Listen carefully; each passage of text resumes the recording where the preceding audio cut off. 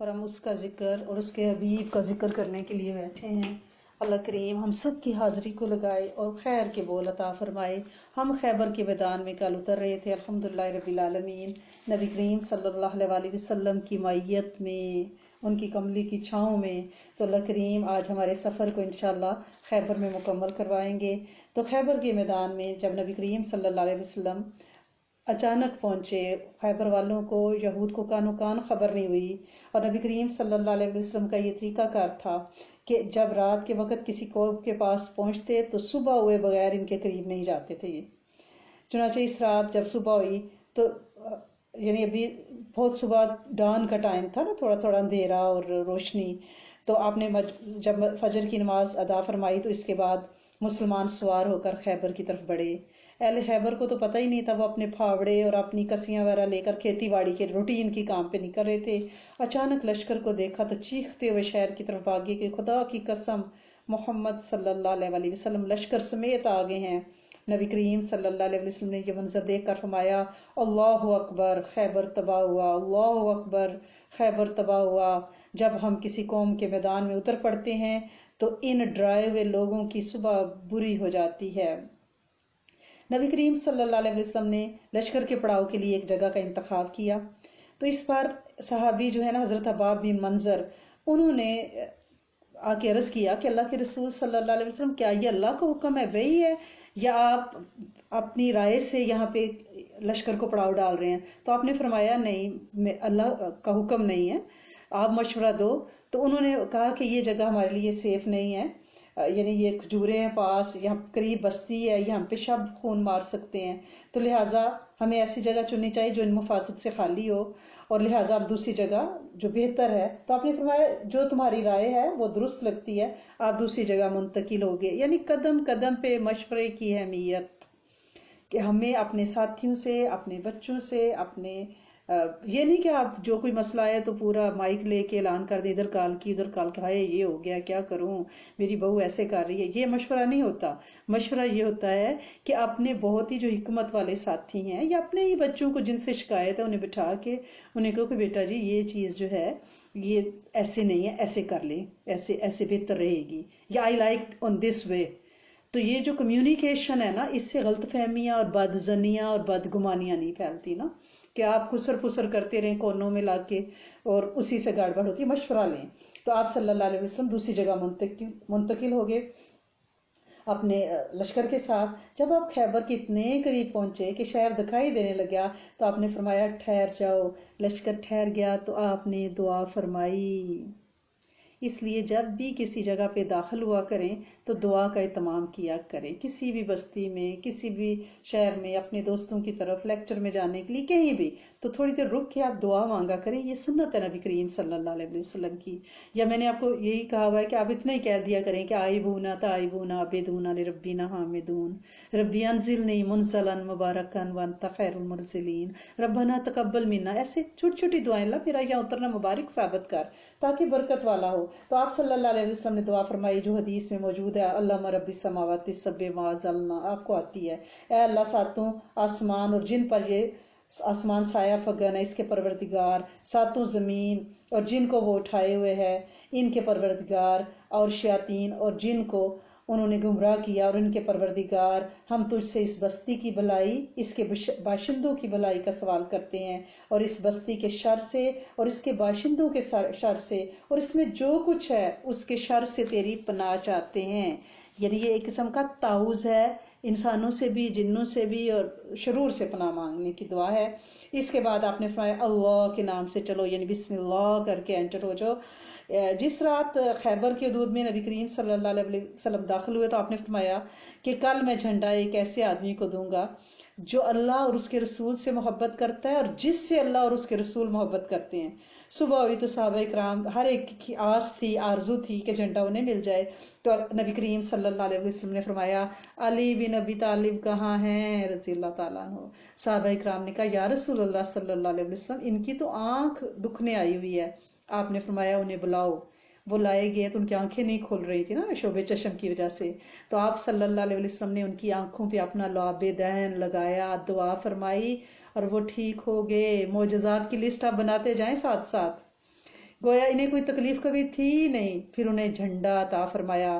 انہوں نے عرض کیا یا رسول اللہ صلی اللہ علیہ وسلم میں ان سے اس وقت تک لڑوں گا کہ وہ ہمارے جیسے ہو جائیں. آپ نے فرمایا اطمینان سے جاؤ یہاں تک کہ ان کے میدان میں اترو، پھر انہیں اسلام کی دعوت دو اور اسلام میں اللہ کے جو حقوق ہیں جو ان پر واجب ہیں انہیں اس کے آگاہ کرو. باخدا تمہارے ذریعے سے اگر اللہ تعالیٰ ایک آدمی کو بھی ہدایت دے دے تو یہ تمہارے لیے سرخ اونٹوں سے بہتر ہے.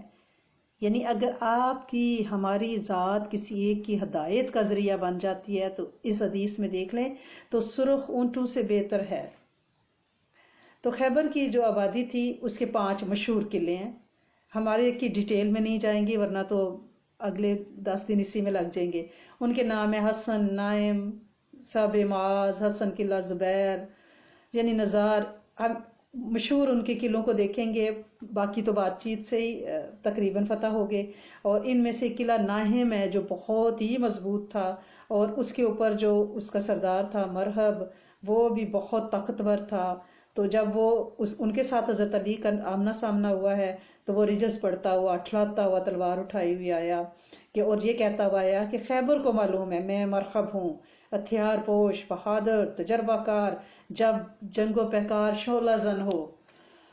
تو اس کے مقابلے میں یعنی خیبر جانتا ہے کہ کوئی نہیں میرے مقابلے میں آ سکتا. تو اس کے مقابلے میں پھر حضرت عامر کو بھیجا گیا لیکن وہ زخمی ہوئے. تو حضرت علی کرم اللہ وجہ جو آگے بڑھے تو حضرت علی کرم اللہ وجہ جو یہ شعر پڑھتے ہوئے آئے کہ میں وہ شخص ہوں کہ میری ماں نے میرا نام حیدر شیر رکھا ہے، جنگل کے شیر کی طرح خوفناک، میں انہیں سا کے بدلے نیزے کی ناپ پوری کروں گا. اس کے بعد جب مرحب کے سر پر ایسی تلوار ماری کہ وہی ڈھیر ہو گیا. پھر حضرت علی کے ہاتھوں یہ قلعہ ناہم جو ہے نا یہ فتح ہوا ہے. جنگ کے دوران حضرت علی کے قلعہ کے قریب پہنچے تو چوٹی پہ نا لوگ ایسے کھڑکیوں میں سے جھانک کے قلعے میں سے دیکھ رہے تھے. تو ایک یہودی نے جھانک کے دیکھا جب آپ حضرت علی کرم اللہ وجہ جو اندر داخل ہو رہے تھے، تم کون ہو؟ حضرت علی نے کہا میں علی بن ابی طالب ہوں. یہود نے کہا اس کتاب کی قسم جو موسیٰ علیہ السلام پر نازل کی گئی ہے تم لوگ بلند ہوئے.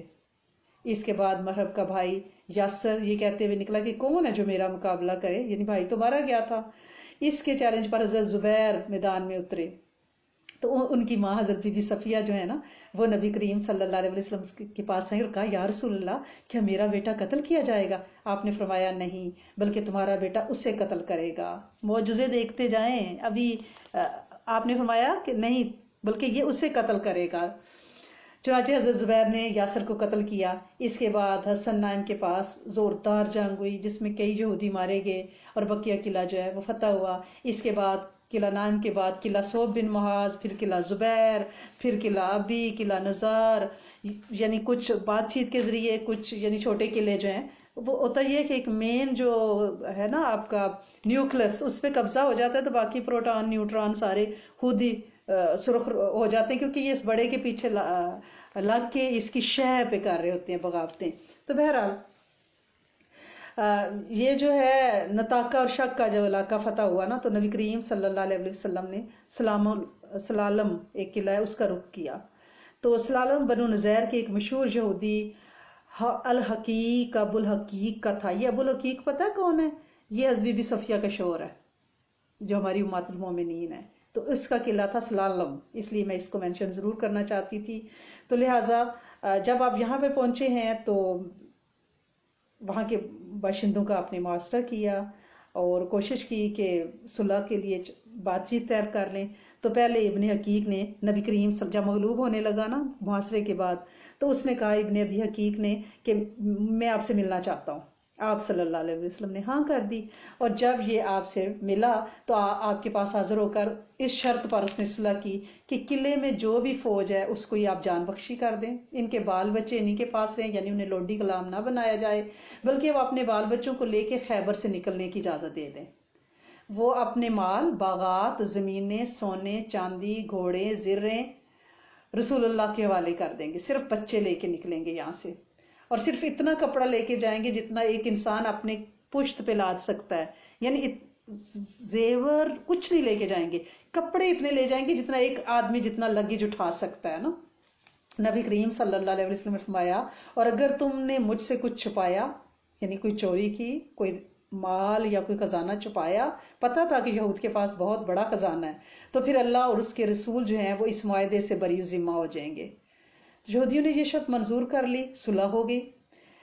इसके बाद 3 किले जो हैं वो मुसलमानों के हवाले कर दिए गए, खैबर भी और छोटे किले सलालम वगैरह भी। इस मुआहदे के बाद अबुल हकीक के दोनों बेटों ने बहुत सा माल गायब कर दिया, यानी दबा दिया खजाना, और एक ऐसी खाल गायब कर दी जिसमें माल और हीरे जवाहरात भरे हुए थे। और है भी नख्तब, आपको याद है ना, बनो नज़ैर का जो जलावतनी के वक़्त जो अपने साथ माल लाया था, वो माल भी, वो जेवरात भी उसमें थे। लिहाजा नबी करीम सल्लल्लाहु अलैहि वसल्लम के पास कनाना भी नबी हकीक लाया गया कि भाई तुमने माल छुपाया है। इसके बाद बनो नज़ैर का खजाना भी था जो वहां से वो लाए थे। आपने उससे पूछा, उसने इनकार किया, यानी वो माना ही नहीं है कि मैंने वो खजाना बनो नज़ैर का या है भी नख्तब का छुपाया है, बल्कि उसे खजाने की जगह के बारे में उसने कहा मुझे पता ही नहीं है। इसके बाद एक यहूदी ने आकर बताया उसी के साथियों में से कि ये रोज जंगल में इस जगह पे जाके ना चक्कर काटता है इस वीराने में। नबी करीम सल्लल्लाहु अलैहि वसल्लम ने फरमाया कि ये बताओ कि अगर ये खजाना हमने तुम्हारे पास से बरामद किया तो हम तुम्हें कत्ल कर देंगे, ठीक है? उसने कहा जी जरूर। आपने वीराना खोदने का, वो जंगल में खोदने का हुक्म दिया जहां ये फेरे लगाता था। इससे कुछ खजाना बरामद हुआ, बाकी मादे खजाने के मुतालिक आपको पता था इसने कहीं और छुपाया हुआ है। उसने फिर इनकार किया। आपने हजरत जुबैर के उसे हवाले किया कि इससे जो कुछ ले सकते हो इससे मनवाओ। हजरत जुबैर ने उसको ठोकर मारी, और जब उसकी जान पे बान आई तो फिर वो कुछ खजाना माना, लेकिन वो मान नहीं रहा था आखिरी वक्त तक, यानी वही जो जंगल में से खजाना मिला था, एक बड़ी खेप उसने कहीं छुपाई हुई थी।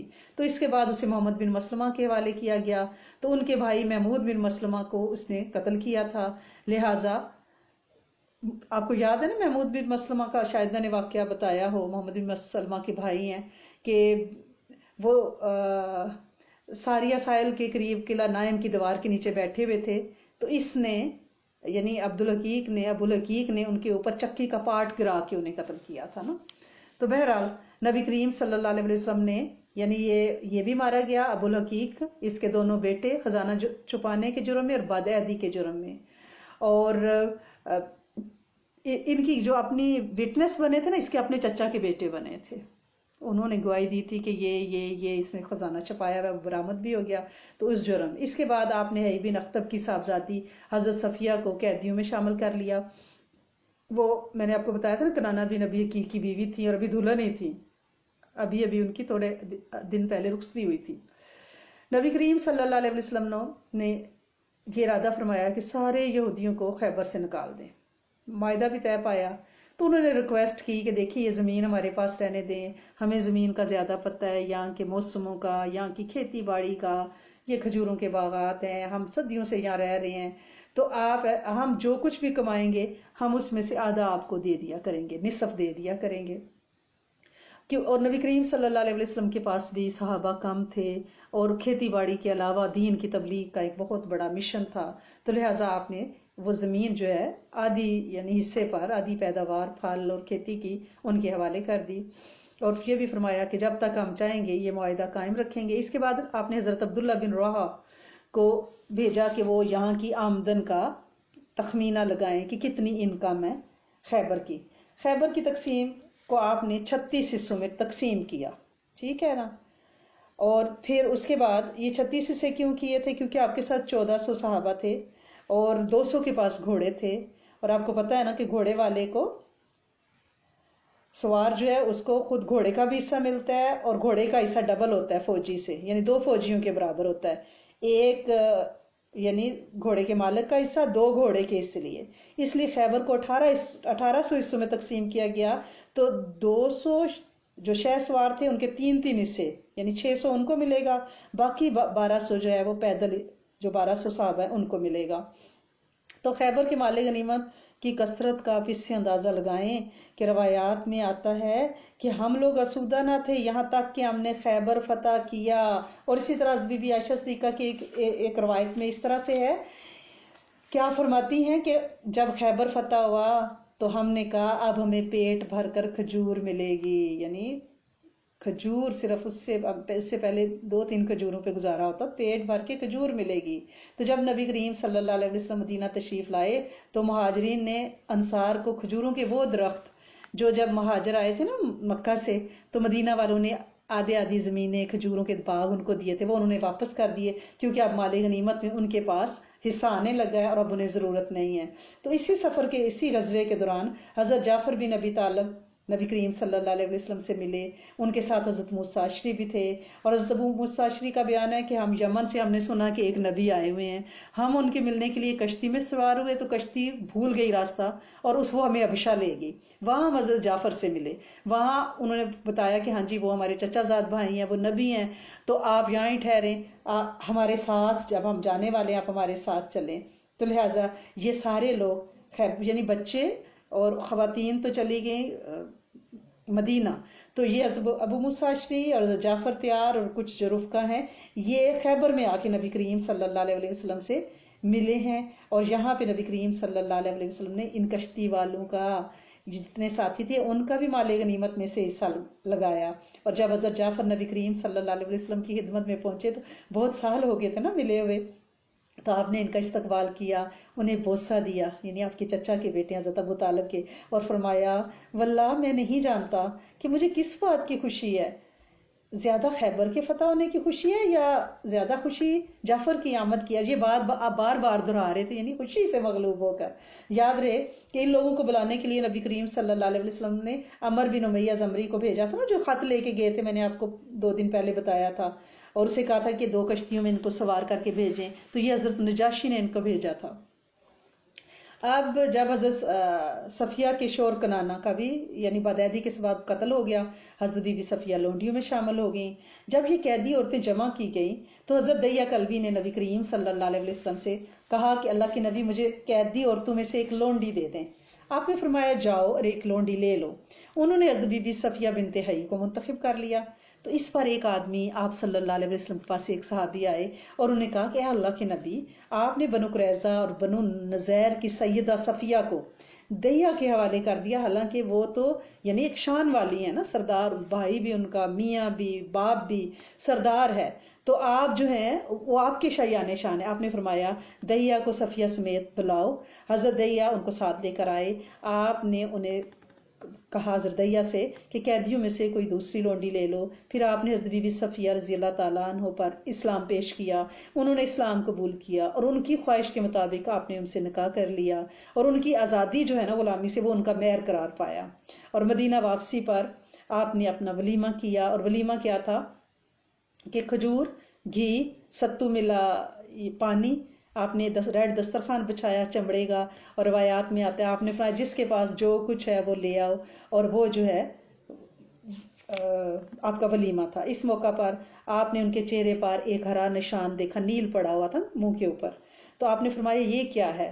وہ کہنے لگی یا رسول اللہ صلی اللہ علیہ وسلم، آپ کے خیبر میں آنے سے پہلے میں نے خواب دیکھا تھا کہ چاند اپنی جگہ سے ٹوٹ کر میری گود میں آ گرا ہے، تو میں نے باخدا، مجھے آپ کا کچھ پتہ نہیں تھا، تصور بھی نہیں تھا، میں نے یہ خواب اپنے شوہر کنانہ بن ابی الحقیق کو سنایا، تو اس نے میرے چہرے پر زور سے تھپڑ رسید کرتے ہوئے کہا یہ بادشاہ جو مدینہ میں ہے تم اس کی آرزو کر رہی ہو۔ اس سے آپ اندازہ لگائیں کہ یہ اس وقت عربوں میں خواب کی تعبیر کتنی حقیقی تھی، ان کو یہ نالج کتنا دیا گیا تھا اللہ کی طرف سے، کہ اس نے کہا کہ یہ جو چاند گر، انہیں پتا تھا، ان ظالموں کو پتا تھا کہ آپ اللہ کے سچے حق کے نبی ہیں، لیکن پھر بھی۔ تو اسی واپسی پر ایک اور واقعہ بھی پیش آیا کہ اسلام بن مشکم یہودی ہے، اس کی بیوی زینب بنت حارث نے آپ کو ایک بھنی ہوئی بکری بھیجی، کیونکہ ہدیہ بھیجا۔ اس نے لوگوں سے پوچھا کہ آپ کو بکری کے میں سے کون سا حصہ پسند ہے، بکری کا کون سا پارٹ، تو انہیں بتایا گیا کہ آپ صلی اللہ علیہ وسلم کو دستی کا گوشت بہت پسند ہے، تو اس نے پوری بکری میں زہر ڈالا لیکن دستی میں دبا کے زہر بھرا اور آپ صلی اللہ علیہ وسلم کے پاس بھیجا۔ آپ صلی اللہ علیہ وسلم نے جب اس کو چکھا تو آپ نے فرمایا اس بکری نے مجھے بتایا ہے کہ اس میں زہر ہے، لیکن اسی دوران حضرت بشیر بن برا اس کو کھا چکے تھے، ایک لقمہ نگل چکے تھے، اس واقعے کے بارے میں 2 روایات ہیں. ایک پہلے بھی میں نے بتائی ہے جو یہودیوں کے ساتھ معاہدے کے دوران تھی، سیم واقعہ ہے. میں دوبارہ اس لیے مینشن کر رہی ہوں کہ مختلف ہسٹورین نے 2 جگہ پہ اس کو لکھا ہے. واللہ عالم بالصواب کس موقع کا واقعہ ہے. تو بہرحال حضرت بشیر جو ہیں ان کا اس سے شہادت ہو گئی. تو اللہ کے رسول صلی اللہ علیہ وسلم نے اس یہودیہ کو جب بلایا، تم نے ایسا کیوں کیا ہے؟ تو اس نے کہا میں نے یہ اس لیے کیا ہے کہ اگر آپ سچے نبی ہیں تو آپ کو پتہ چل جائے گا، اگر آپ جھوٹے ہیں تو آپ سے ہماری نجات ہو جائے گی. تو روایات میں آتا ہے کہ آپ نے اسے معاف کر دیا، لیکن بعد میں حضرت بشر رضی اللہ تعالیٰ عنہ کی جب موت واقعہ ہوگی زہر سے، تو اس کے قصاص کے طور پر اس کو قتل کر دیا گیا.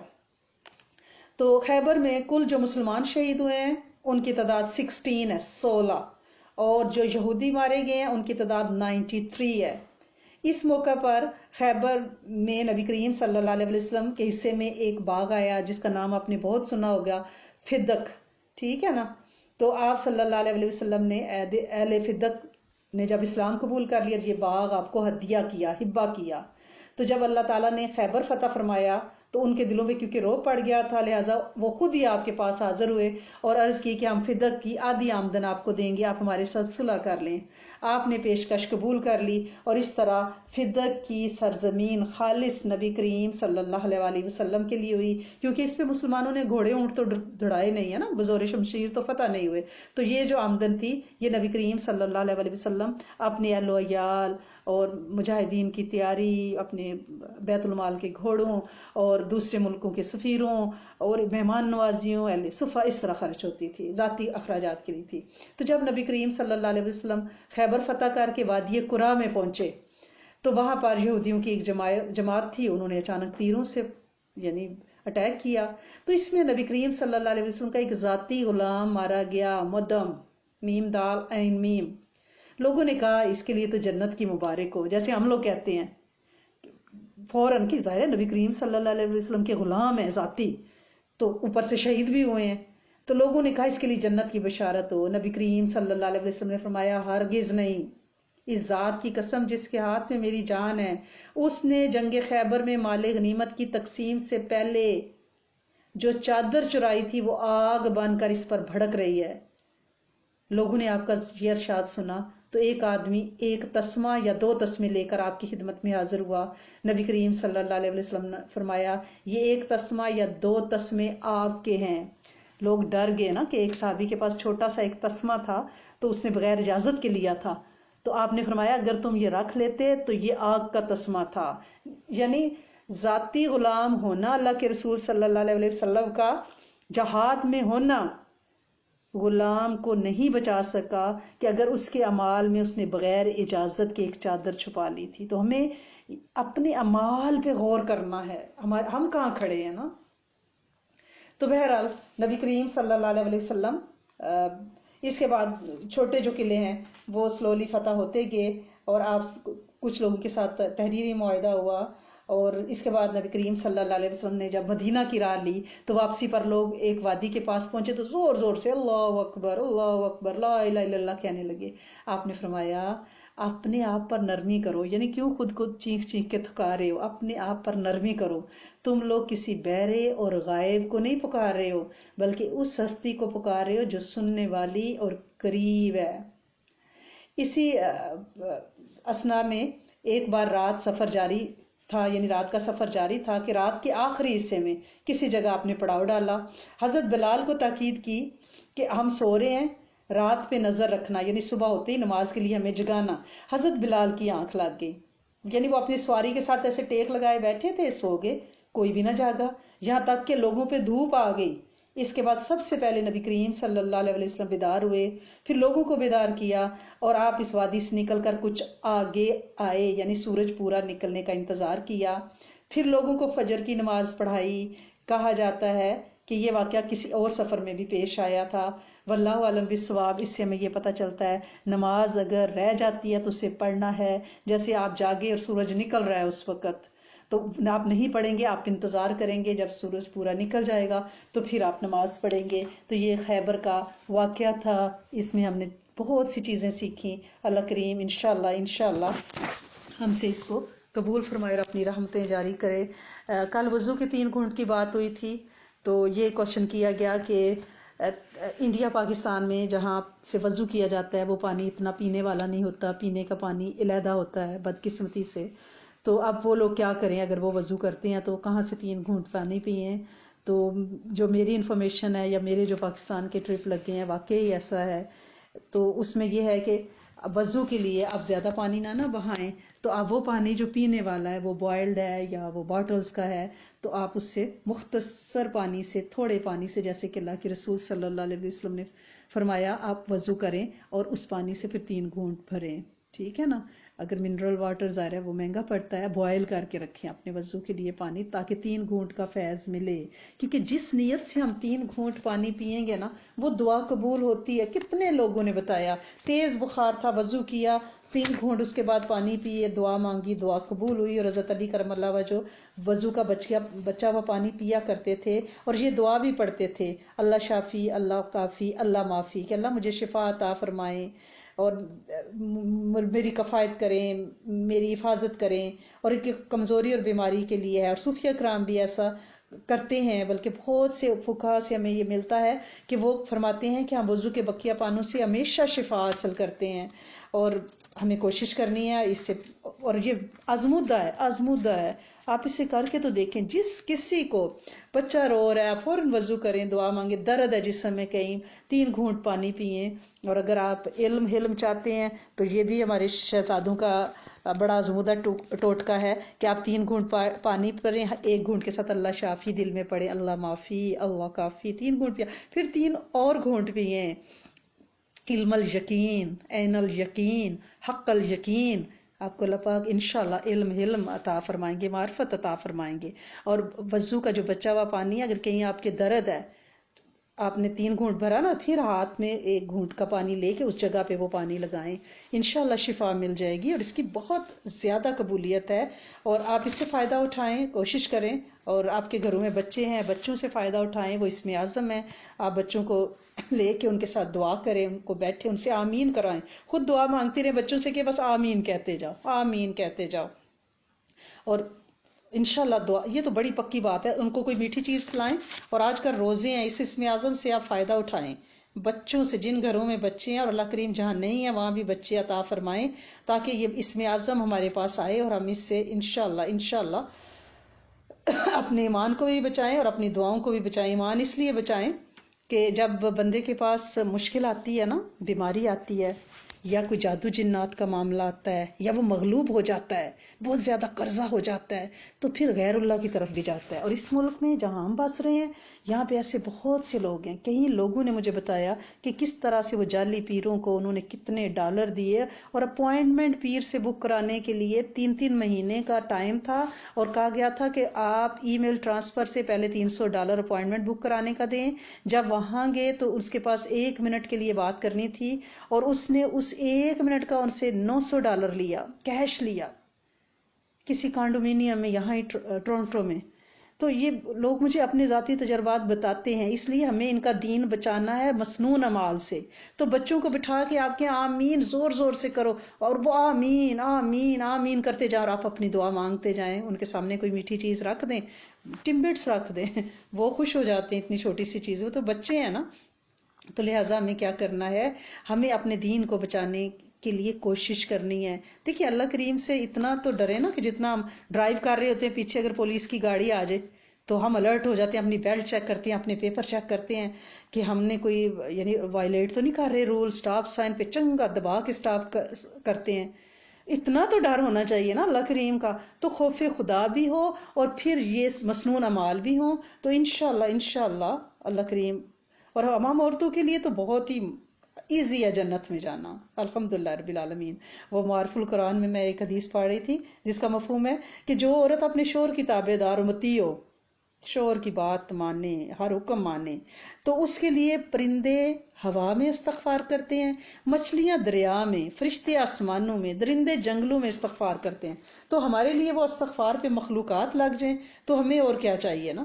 تو لہٰذا وضو کے 3 گھونٹ، ایک تو باوضو بھی رہیں گی، دوسرا یہ ہے کہ اس نیت سے جو بھی آپ کی دعا ہے آپ پئیں، اللہ پاک کرم کر دیں گے. آج رات آپ نے نہیں بھولنا، 121 بار ہم نے بسم اللہ الرحمن الرحیم پڑھنی ہے.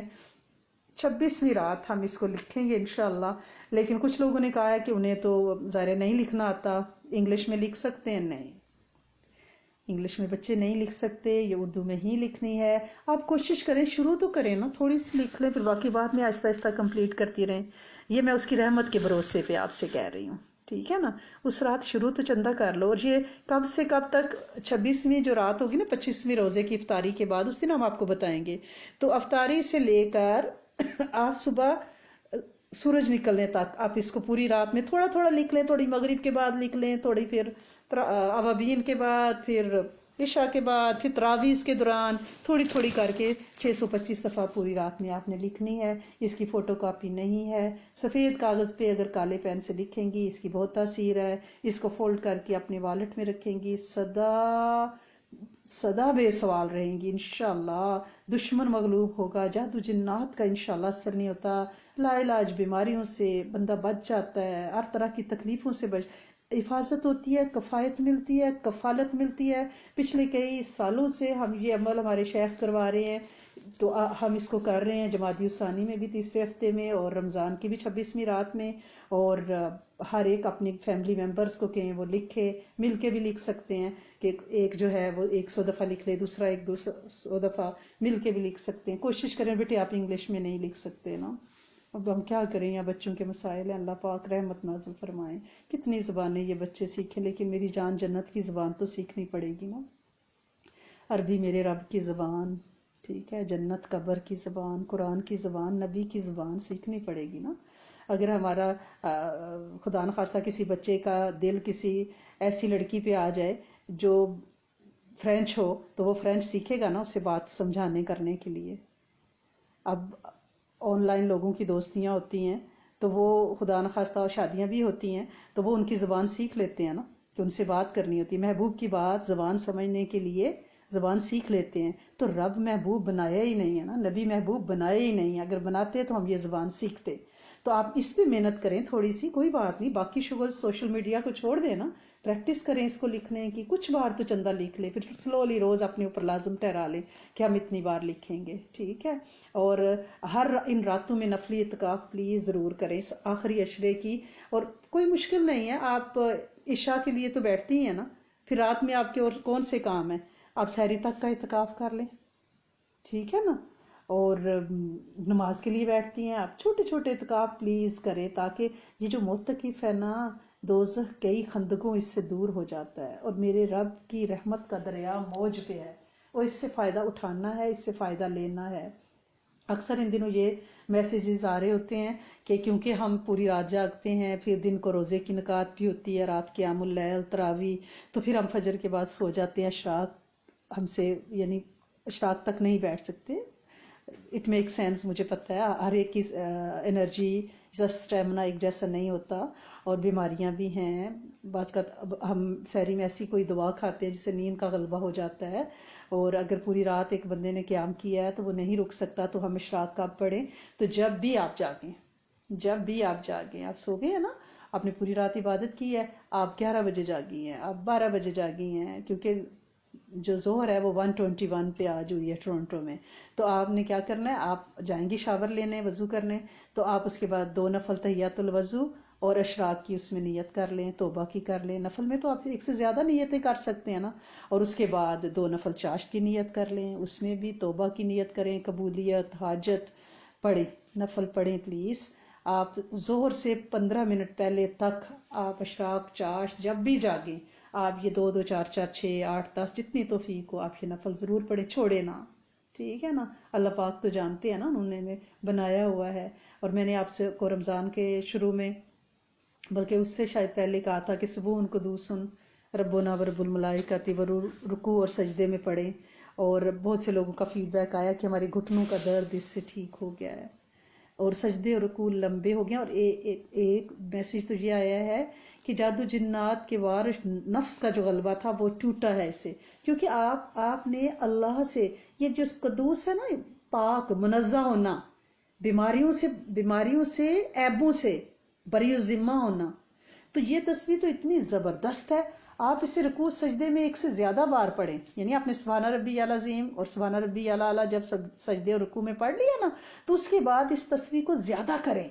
آپ یقین کریں کہ ہمارے شیخ فرماتے ہیں کہ یہ لور جو باڈی ہے نا، اس کے عیبوں کو اگر آپ نے دور کرنا ہے نا، گوڈے گٹوں کے درد، کمر کے درد، مورے، ڈسک، تو یہ رکوع اور سجدے کی تسبیحوں پہ آپ دھیان دیں. اور اسپیشلی جب آپ کھڑے ہوتے ہیں نا، سامع اللہ لمن حمدہ، ربنا لک الحمد کہتے ہیں، تو پچھلے دنوں ہم نے آپ کو بتایا تھا نا کہ حمدن کثیرن طیبن پڑھیں، کہ ایک صحابی نے پڑھا تھا آپ کی جماعت میں، تو آپ نے فرمایا تھا سلام پھیرنے کے بعد کس نے یہ تسبیح پڑھی ہے، تو جب انہوں نے بتایا تو آپ نے فرمایا تھا 30 سے زیادہ فرشتے لپکے ہیں اس کا اجر لکھنے کے لیے. تو یہ آپ قیام میں سامع اللہ کے بعد حمدن کثیرن طیبن مبارکن بھی ضرور پڑھیں، اور رکوع اور سجدے میں سبحان قدوسن والی تسبیح ضرور پڑھیں. اور ویسے بھی یہ جو حمدن کثیرن طیبن مبارکن ہے نا، یہ تو آپ ویسے بھی پڑھا کریں. جیسے آپ دیکھا، آپ بیک یارڈ میں نکلی ہیں، آپ نے پودے، اپنے پھول گھاس آج کل نکل رہے ہیں، تو آپ نے دیکھا کہ الحمدللہ حمدن کثیرن طیبن مبارکن، یہ اصل میں زد فزد ہے، اور بڑھائیں اور بڑھائیں. جب اللہ کی تعریف کرتے ہیں نا، تو میرا رب سونا لجپال بولوں کا مان رکھتا ہے اور بڑھاتا ہے. جیسے ہم دودھ پیتے ہیں تو اللہ، ہم کیا کہتے ہیں، اللہ مبارک لی فی وزدنا منہ. تو اب یہ بھی آپ کہہ سکتے ہیں زد فزد. آپ کسی کو خوش دیکھیں، زد فزد، اللہ ان کی خوشیاں اور بڑھا. یہ زد فزد ہے، حمدن کثیرن طیبن مبارکن. تو آج کل یہ ہمارے پاس بہت زیادہ مسائل ہیں گوڈو گٹوں کے، تو پلیز یہ اپنی ٹانگوں، ٹخنوں، ڈسک، مورے، بیک بون، اس سارے ٹیل بون، اس کے درد، اس سے پلیز بچیں. اور یہ رمضان میں یہ آپ عادت بنا لیں کہ ہر سجدے اور رکوع میں ان کی تسبیح کے بعد سبحان قدوسن والی دعا ضرور پڑھیں گی. اس سے آپ کا سجدہ رکوع لمبا ہوگا، بلڈ سرکولیشن آپ کا انشاءاللہ بڑھے گا، اور جس کی وجہ سے آپ کا سر اور آپ کا ہارٹ، دماغ اور آپ کا دل برابر آتا ہے، بلڈ سرکولیٹ، آکسیجن برین کو زیادہ ملتی ہے. یہ آپ کو صحت مند بھی بناتا ہے، آپ کے چہرے کو پرنور بھی بناتے ہیں لمبے سجدے اور رکوع، اور اللہ کو بھی راضی کرتے ہیں. اور جب کھڑے ہوں تو حمدن کثیرن طیبن مبارکن، سامع اللہ کے بعد آپ اس کو پڑھیں. اللہ کریم انشاءاللہ ان کی بہت خیر، بہت تاثیر عطا فرمائیں گے. وہ تو بڑے کریم ہیں. کسی نے پوچھا ہے کہ آپ نے کہا تھا کہ قرآن یاد کریں، میں صورتیں یاد کر رہی ہوں لیکن مجھے پیچھے سے بھولتی جاتی ہیں.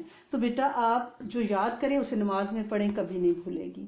ہر وہ قرآن جو آپ یاد کریں اسے جب اپنے نوافل میں آپ پڑھیں گی، جب وہ پکا ہو جائے گا پھر سنتوں میں پڑھیں، جب وہ بالکل پرفیکٹ ہو جائے پھر فرائض میں پڑھیں بغیر کسی غلطی کے. تو لہٰذا وہ آپ کا کیا ہوگا، وہ پکا ہو جائے گا. لیکن پھر بھی بعض اوقات یہ ہوتا ہے کہ ہر ایک کا ذہانت کا لیول ایک نہیں ہے، اور ابھی ہم پریکٹس میں نہیں ہے نا.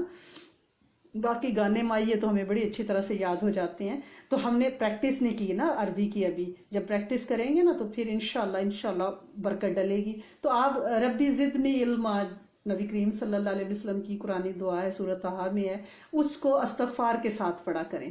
ربی زدنی علما استغفر اللہ العظیم. یہ جس بھی خیر کے عمل کے بعد آپ توبہ کر لیتے ہو نا، اس کی تاثیر بڑھ جاتی ہے. جیسے ہم گھر سے باہر گئے، واپس آئے، ہمارے بچے نے ہمارے لیے بہت اچھا کھانا بنایا، اور پھر وہ بچہ فکر ماندا ہے کہ ماں میں نے بنایا تو ہے کہ نمک تیز نہ ہو گیا ہو، پتہ نہیں آپ کو پسند آتا ہے کہ نہیں، پتہ نہیں اس میں کہ گھی تو زیادہ نہیں ہو گیا، ماں مرچیں تو تیز نہیں ہو گئیں. تو ماں کہتی ہے، گلے لگاتی ہے، نہ میرا بچہ یہ تو بہت ہی مزیدار ہے، آپ نے تو بڑا ہی اچھا بنایا ہے. یعنی کام کر کے، اچھائی کر کے معذرت کرنا. آپ خیر کا کام کر رہی ہیں، آپ نے نماز پڑھی اور اس کے بعد سلام پھیر کے آپ 3 بار استغفار کر رہی ہیں کہ سونے پڑی تو ہے، پتہ نہیں اس میں کوئی غلطی ہو گئی ہوگی، کمی کوتاہی معاف کر دے میرے بڑوں کو، مجھے، میری نسلوں کو، امت کو. اس پہ اللہ پاک کو پیار آ جاتا ہے. یہ جو استغفار ہے نا خیر کے کام کے ساتھ، اس سے چیز بڑی پاورفل ذکر ہو جاتا ہے. جیسے پچھلے دنوں ہم نے کہا تھا نا کہ اللہم صلی علی محمد استغفر اللہ العظیم پڑھے، ٹھیک ہے نا، آپ نے درود شریف پڑھا، پھر آپ توبہ کر رہی ہیں، اس کے صدقے آپ کی توبہ، آپ کی گناہ مٹ جاتے ہیں انشاءاللہ.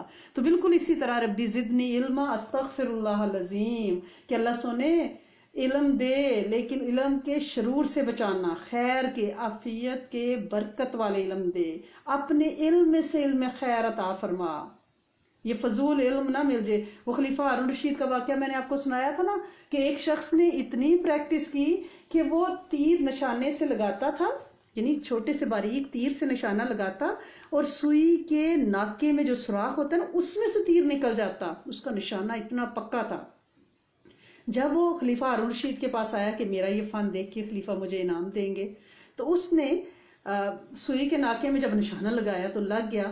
تو خلیفہ ہارون رشید نے اسے بہت سا انعام دینے کے بعد فرمایا اسے لے جو اسے 100 کوڑے لگاؤ. تو وہ بڑا حیران ہوا. اس نے کہا خلیفہ بات تو سمجھ میں آتی ہے کہ آپ نے مجھے انعام دیا میرے فن کو دیکھ کے، لیکن یہ کوڑے کس بات پہ؟ انہوں نے فرمایا کہ یہ کوڑے اس بات میں کہ تو نے محنت کی بھی تو کتنے فضول کام پہ کی. تو لہٰذا اللہ کریم ہمیں خیر کا علم عطا فرمائے. ایسا علم دیکھیں، وہ بھی تو ذہانت اور علم اور میموری ہے شارپ کے. آپ جو ہیں 10,000 گانے یاد کر لیں، جنگلز یاد کر لیں، سانگز یاد کر لیں. اور یہ بھی علم ہے کہ آپ قرآن یاد کریں، حدیث یاد کریں، فقہ یاد کریں، مسائل کو سمجھیں. تو لہٰذا خیر کا علم عطا فرمائیں. ربی زدنی علما استغفر اللہ العظیم. تو یہ آپ پڑھ لیا کریں انشاءاللہ. اللہ کریم ذہانت کو بھی بڑھائیں گے، قرآن بھی یاد ہوگا، اور روز اپنے دماغ سر کے اوپر سے صدقہ وار کے دیں. اور آج کل تو ہر رات صدقہ پلیز نکالیں، اپنے ہاتھوں کو کشائش دیں کہ اللہ کریم انشاءاللہ کیونکہ یہ راتیں جو ہے نا یہ 10 کی 10 راتوں کا پلیز آپ اکرام کریں. 8 رات کی صرف چکر میں نہ رہیے گا. اور اپنے کھانوں کو بھی ذرا کم کریں، سادہ رکھیں. نبی کریم صلی اللہ علیہ وآلہ وسلم حضرت سے ایک روایت حضرت بی بی عائشہ صدیقہ بیان فرماتی ہیں کہ وہ فرماتی ہیں کہ پہلی بدعت جو اس امت میں نبی کریم صلی اللہ علیہ وآلہ وسلم کے بعد پیدا ہوئی وہ پیٹ بھر کر کھانا ہے. جب پیٹ بھرے گا تو بدن موٹا ہوگا، اس سے دل کمزور ہوں گے اور شہوت بڑھ جائے گی. آپ دیکھیں نا کہ بندے نے دبا کے کھایا تو وہ کاؤچ پہ ایسے نا لاش کی طرح گر جاتا ہے، اور اس کو یہ ہوتا ہے کہ بس ٹی وی کا ریموٹ مجھے کوئی پکڑا دینا، اور پھر گھنٹوں گزر جاتے ہیں اس کے جمائیاں اور ڈکار مارتے ہوئے. تو یہ سب سے بڑا نقصان ہے. تو لہٰذا ہمیں بلکہ علامہ عینی رحمۃ اللہ علیہ نے تو یہاں تک لکھا ہے کہ کھانا اتنا کھانا کہ بدن بوجھل کر دے، نیند زیادہ آئے، مکروہ قرار دیا اس کو. تو حضرت جودہ رضی اللہ تعالیٰ عنہ فرماتے ہیں کہ نبی کریم صلی اللہ علیہ وسلم نے ایک آدمی کو دیکھا جس کا پیٹ بڑا تھا. آپ صلی اللہ علیہ وسلم نے انگلی سے اشارہ کیا، فرمایا اگر یہ زیادتی کہیں اور ہوتی تو اچھا ہوتا، یعنی عمل، فکر، عقل، یعنی وہ زیادہ ہوتی، پیٹ نہ زیادہ ہوتا. تو حضرت ابو ہریرہ رضی اللہ تعالیٰ عنہ سے مروی ہے کہ آپ صلی اللہ علیہ وسلم نے فرمایا قیامت کے دن ایک بڑا لمبا بھاری بھرکم شخص خوب کھانے والا لایا جائے گا، مگر اللہ تعالیٰ کے نزدیک اس کی قیمت مچھر کے پر کے برابر ہوگی. اور چاہو تو یہ آیت اس تفسیر میں پڑھ لو، فلا نقیم لہم یوم القیامۃ وزنا. اور اسی طرح بخاری مسلم میں بھی ہے کہ قیامت کے دن ایک موٹا شخص لایا جائے گا جس کا مرتبہ اللہ کے نزدیک مچھر کے برابر ہوگا. یہ میں یہ نہیں کہہ رہی وہ لئیم شیم جس کو اللہ نے ویسے ہی کھاتے بھی بیچارے کچھ نہیں تو موٹے ہوتے جاتے ہیں، ان کی بے قدری کی بات نہیں کر رہی.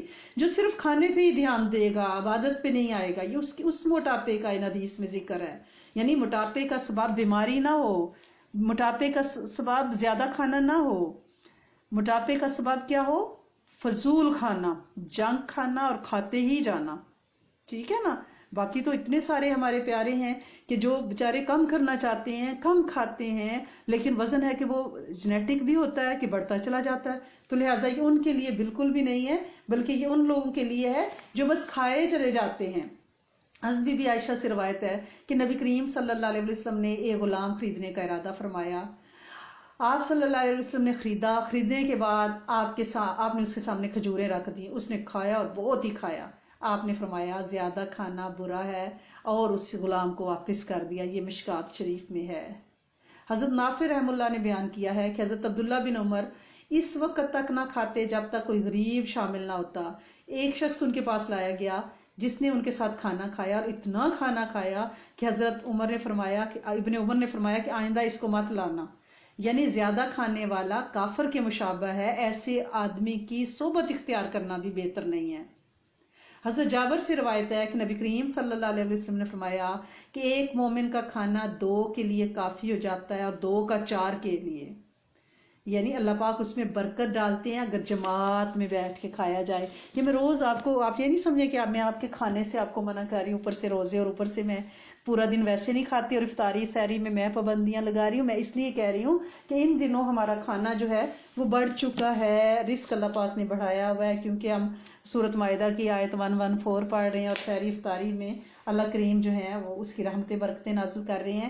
میں اس لیے کہہ رہی ہوں کہ ہم اپنے کھانے کو کنٹرول رکھیں، کیونکہ اولیاء اللہ جو ہیں ان کا یہ مشن تھا کہ اگر فنا فی اللہ یا فنا فی الرسول کے اعلیٰ درجے پہ ہمیں فائز ہونا ہے تو اس کے لیے ہمیں اپنی دنیاوی خواہشوں کو دفنانا ہوگا، پھر ہم اس راستے کے مسافر بن سکتے ہیں. تو لہٰذا اگر ہماری آنکھیں دیکھ رہی ہیں جس مقصد کے لیے اس کو بنایا گیا ہے، کان سن رہے ہیں جس مقصد کے لیے بنایا گیا ہے، تو یہی ولایت کی نشانی ہے. اور حشر کے دن اللہ پاک ان کو انشاءاللہ سجائیں گے. آپ بیٹھ کے یہاں پہ آپ دین کی بات سن رہی ہیں، اللہ اور حبیب کی بات سن رہی ہیں، یہ بہت بڑا انعام ہے. یعنی اگر ہم یہ سوچیں کہ نبی کریم صلی اللہ علیہ وسلم کے دیے گئے اعمال سے ہماری زندگی بنے گی، یہ کائنات ہمارے نزدیک یہ روٹیاں، یہ کھانے، یہ ڈونگے، یہ ڈشز، یہ قیمتی نہیں ہیں، بلکہ آپ کی ذات گرامی اور آپ کی جو تعلیم و تدریس ہے، جو سنت ہے، وہ ہمارے لیے انشاءاللہ ہمارا مطمع نظر اور ہمارا ٹارگٹ ہے. تو اللہ کریم انشاءاللہ اپنی رحمتوں کی برسات ہم پہ کریں گے، معاف بھی فرمائیں گے، کرم بھی کریں گے اور راضی بھی ہو جائیں گے انشاءاللہ. تو لہٰذا ہم نے پچھلے دنوں بتایا تھا کہ جب آپ وضو کر لیں تو اس کے بعد سورۃ قدر بھی پڑھیں اور 3 دفعہ کم از کم یا قادر ہو پڑھیں. تو کسی کا یہ میسج آیا ہے کہ انہیں بہت اس سے فائدہ ہوا ہے. تو یا قادر ہو ایکچولی ہے کیا؟ تو یا قادر ہو اللہ کے ناموں میں سے ہے، اور جو کوئی اگر ہر حصہ بھی دھوتے ہوئے یا قادر پڑھ لے، جیسے آپ وضو کر رہی ہیں نا، دل میں دعائیں بھی کر رہی ہیں، اللہ ان ہاتھوں کو غلط کاموں سے بچانا، اللہ کریم اس چہرے کو روشن رکھنا، اللہ کریم اس گردن میں دوزخ کا توق نہ ڈالنا، اللہ کریم یہ قدم، یعنی ہر وجود کو دھوتے ہوئے برائیوں پہ نہ چلیں. تو اگر آپ یا قادر ہوئی پڑھ لیں نا وضو کے ہر اس کو دھوتے ہوئے دل میں، تو کسی بھی ظالم کے ہاتھ انشاءاللہ گرفتار نہیں ہوں گے، کوئی دشمن آپ پہ فتح نہیں کر سکے گا. اب ساری بہویں یہ کرنا شروع کر دیں گی. اور اگر کوئی مشکل پیش آئے تو 41 بار یہ سما پڑھ لیں. جب بھی کوئی مشکل، یا اللہ یا قادر ہے، میرے کریم والا تو قادر کریم ہے، تو سب کر سکتا ہے. کوئی بھی مشکل پیش آئے 41 دفعہ پڑھنے میں کتنا ٹائم رکھتا ہے؟ اگر آپ لکھ کے بھی اسے اپنے پاس رکھیں گے اس کی بہت زیادہ تاثیر ہے. اور وضو کے بعد تو اور وضو کے دوران اس کی تاثیر علماء نے بہت بہت زیادہ رکھی ہے. ہم اس کو کوشش کریں گے کہ ہم اس کو ضرور پڑھیں. تقریباً یہ میرے عمل میں ہے، آلموسٹ 25-30 سال سے بہت پایا ہے میں نے اس سے کہ وضو کے بعد کم از کم 3 بار یا قادر پڑھنا. تو اس سے آپ کو سورۃ قدر پڑھیں، ساتھ ہی 3 دفعہ یا اللہ یا قادر پڑھ لیں. اور ویسے بھی یہ ہے کہ جیسے ہر درد کا علاج ہے، ہر زخم کا مرہم ہے، اور ہر مرض کو یعنی تشخیص بھی کیا جاتا ہے، اس کا علاج بھی کیا جاتا ہے. تو یہ جو ویران اور اجڑے ہوئے دل ہے نا، ان کا بھی علاج کریں، ٹھیک ہے نا. اور یہ دل مال سے نہیں بہلتا، دولت سے نہیں بہلتا، نہ اسے کوئی میوزک اس کو سکون دے سکتا ہے، نہ کوئی سر، نہ تال، نہ دلاسا، نہ طفل تسلی، نہیں کوئی زن زر زمین اس کو کوئی تسلی نہیں دے سکتی، کوئی پیسے کی کھنک، کچھ کوئی چاشنی، کوئی مٹھاس، کوئی گھنگرو، کوئی پازیب اس کو نہیں بنا سکتی. اس کا علاج بس ذکر الہی میں ہے. الا بذکر اللہ تطمئن القلوب، کہ سن لو، آگاہ ہو جاؤ، اللہ کے ذکر سے دل اطمینان پائے گا. تو میرے رب نے سورۃ رعد کی 28 نمبر آیت میں یہ کہہ دیا، تو پھر قلوب کو جو سکون ہے نا وہ میرے رب کے ذکر سے ہی ملنا ہے. وہ مولانا رومی کی ایک حکایت ہے نا، اگر ٹائم ہے تو میں جلدی سے بتا دوں. جی، تو مولانا رومی نے اپنی مثنوی میں ایک حکایت لکھی ہے. ایک لڑکے کا باپ فوت ہو گیا، وہ زاروں قطار رو رو کر بیان کرنے لگا، اے ابا تجھے کہاں لے جایا جا رہا ہے؟ تجھے زیر زمین میں تنگ و تاریک قبر میں دفن کر دیں گے، جہاں نہ بوریا، نہ فرش، نہ قلین، نہ چراغ، نہ بتی، نہ کھانا، نہ پینا، اس تنگ کوٹھڑی کا نہ دروازہ، نہ چھت، نہ کوئی قاعدہ، اس میں کسی مہمان کی توازے کی کوئی گنجائش نہیں، کوئی مددگار، کوئی ہمسایہ، وہاں تاریکی ہے، وہاں تیرا کیا حال ہے؟ تو مولانا رومی فرماتے ہیں کہ قبر کا جو نقشہ پدر مردہ کے فرزند نے کھینچا ہے، وہ در حقیقت دل بے نور کی کیفیت ہے. یعنی اس نے قبر کو ایسا ہی سوچا، ایسا ہی اس کے ذہن میں تھا، کیونکہ اس کے دل نے وہ نور نہیں پایا کہ جس میں ہم کہتے ہیں کہ جنت تو ہماری انشاءاللہ حد نظر تک وسیع، سرسبز. کیونکہ جو مومن ہے نا، جب وہ قبر میں اٹھے گا نا، آنکھ کھلے گی، تو روایات میں آتا ہے کہ عصر کا وقت ہوگا. جو عصر میں پتہ ہے ایک ٹھنڈک سی، سکون سی ہوتی ہے، سبزہ تحد نظر، گرین، اور سورج جیسے ڈوب رہا ہے نا، آخری وقت ہے جیسے عصر کا، تو وہ اٹھتے ہی کہے گا اوہ میری عصر کی نماز، کیونکہ اس نے زندگی میں اپنی نمازوں کی فکر کی ہے نا. یہی اس کی پہچان ہوگی سب سے پہلے کہ یہ مومن ہے. تو وہ جو بچہ نقشہ کھینچ رہا ہے نا، کیونکہ اسے پتہ ہی نہیں ہے کہ قبر جو ہے وہ جنت کے باغوں میں سے باغ ہے. اگر ہم اس پہ محنت کریں، اس کے ابھی سے گوڈی کرنا شروع کر دیں، بیج ڈالنے شروع کر دیں، وہ ابھی بیک یارڈ پہ مینٹیننس شروع ہوگی نا، سمر آ رہا ہے تو پھر کیا ہو رہا ہے کہ بھائی وہ جلدی کیوں، لاک ڈاؤن کیوں نہیں ختم ہو رہا کہ بھائی ہم فرٹیلائزر لائیں، ہم مٹی لائیں، ہم ڈالیں، ہم ویڈز کو نکالیں. تو یہ کیا ہو رہا ہے؟ مینٹیننس ہو رہی ہے. دل کی ویرانی کا ہم نے سوچا نہیں ہے، اس میں کوئی کھاد، کوئی بیج، یہ آباد ہوگا تو قبر آباد ہوگی. جیسا دل پہ محنت کریں گے نا، وہ ایکچولی قبر پہ محنت ہو رہی ہے. وہ ہے نا، زندے دلہ تو دلے زندہ تو نہ مر جانا، یہ زندگی حیات ہے تیرے جینے سے. تو لہٰذا ہمیں زندہ دل ہونا ہے، ذکر الہی سے غفلت نہیں برتنی. وہ حضرت جنید بغدادی رحمۃ اللہ علیہ کا ایک واقعہ آتا ہے، اللہ کے بہت بڑے ولی ہیں. کسی نے ان کو ایک پرندہ تحفے کے لیے دیا، انہوں نے رکھ لیا، پنجرے میں بند کر دیا. تو ایک دن بڑی اسے محبت ہوگی، کھڑکی کھول دی، ایک دن وہ اڑ گیا. لوگوں نے جب دیکھا تو انہوں نے کہا آپ نے اتنے عرصے اسے رکھا، کھلایا پلایا، دیکھ بھال کی، آج آپ نے اس کو آزاد کر دیا. تو کہنے لگے کہ آج پرندے نے مجھ سے کہا ہے کہ جنید تم تو اپنے دوستوں کی باتوں سے لطف اٹھاؤ، ان کی محفلوں میں بیٹھو، اور مجھے اکیلے بند کیا ہوا ہے. تو میں نے اسے آزاد کر دیا. تو جب وہ اڑا تو اس نے اڑتے ہوئے کیا کہا، اے جنید، پرندے جب تک اللہ کے ذکر میں مصروف رہتے ہیں اس وقت تک وہ کسی کے جال میں نہیں پھنستے، جو ہی وہ ذکر اللہ سے غافل ہوتے ہیں فوراً قید میں مبتلا ہو جاتے ہیں. اور یہی واقعہ درختوں کے بارے میں آتا ہے کہ جب تک درخت اللہ کا ذکر کرتا رہتا ہے اسے کوئی نہیں کاٹ سکتا، وہ کبھی نہیں گرتا، اس پہ آرا نہیں چلتا. بالکل اسی طرح بالکل مومن جب تک اللہ کا ذکر، اس کا دل شاد آباد رہے گا، انشاءاللہ انشاءاللہ انشاءاللہ اللہ کریم اس کے دل کو بھی آباد رکھیں گے، اس کے گھروں کو بھی، اس کی نسلوں کو بھی، اور آبادیوں کو بھی جہاں وہ بسے گا، آس پاس پڑوسی بھی اس سے فیض اٹھائیں گے. اور شیخ سعدی فرماتے ہیں نا کہ مجھے یاد ہے ایک رات ایک قافلے کے ساتھ تمام رات میں چلتا رہا، صبح جنگل کے کنارے سو گیا. ایک دیوانہ جو سفر میں ہمارے ساتھ تھا صبح اٹھا اور نعرے لگاتا ہوا جنگل کی طرف ہو دیا. جب وہ واپس آیا تو ہم نے اسے پوچھا یہ تمہیں کیا ہو گیا تھا صبح صبح؟ اس نے کہا میں نے چڑیوں کی آواز سنی، بلبلوں کی، درختوں پہ شور چکور، مینڈک سب چھپائے اللہ کی تسبیح کر رہے ہیں.